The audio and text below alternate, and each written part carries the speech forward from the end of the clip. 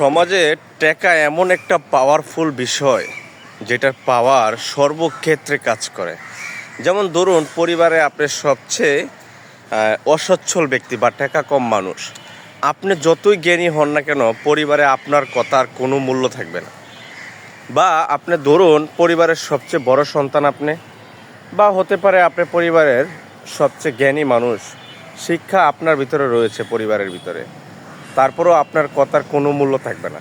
কারণ কি জানেন, এখানে টাকার একটা পাওয়ার কাজ করে। আর যদি আপনার টাকা থাকে তাহলে আপনি বিশ্বাস করেন, আপনি যদি মূর্খ মানুষও হন, আপনার কথাই সবচেয়ে গুরুত্বপূর্ণ কথা, আপনি সবচেয়ে জ্ঞানী মানুষ, আপনি সবচেয়ে সম্মানিত মানুষ, আপনার কথাই সর্বশেষ কথা। সুতরাং টাকা এমন একটা পাওয়ারফুল হিসাবে সমাজে এখন কাজ করে, আপনি সর্বক্ষেত্রে টাকার একটা এক্সট্রা পাওয়ার দেখতে পারবেন।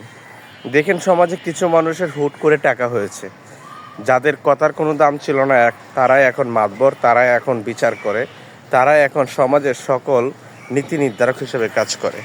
সুতরাং টাকার এমন একটা বিকল্প পথ হিসেবে আমরা বেছে নিয়েছি যে টাকা দিয়ে মানুষকে মূল্যায়ন করা হয়, কারো যোগ্যতা বা সম্মান হিসাবে মানুষকে মূল্যায়ন করে না। আপনি দেখেন, যে বাবার অনেক টাকা আছে, সন্তানের কাছে সেই বাবার অনেক মূল্য, সেই বাবার কথাই শেষ কথা, তার কথার একটা ভ্যালু থাকে।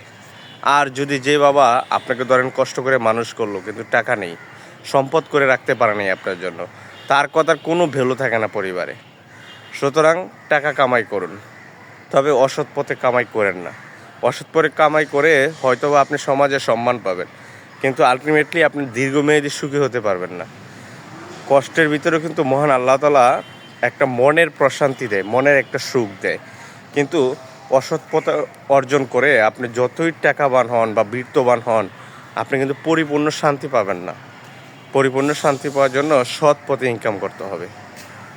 আশা করি কথাগুলি আমার ছোটো মনের ভিতর থেকে হলেও আপনাদের কাজে লাগবে। ধন্যবাদ।